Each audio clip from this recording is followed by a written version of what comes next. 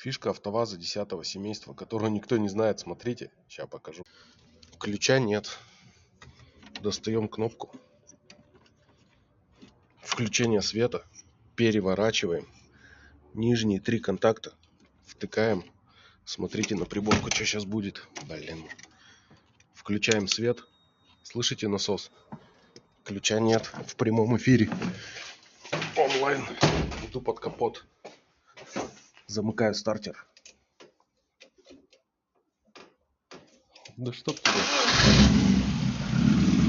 Завелась. Работает. Ключа по-прежнему нет. Выключаем свет. Заглохло. Такая вот движуха. Подписываемся, ставим лайки, пишем комментарии. В следующем видео покажу еще одну приколюху, которую мало кто знает на переднеприводном ВАЗе.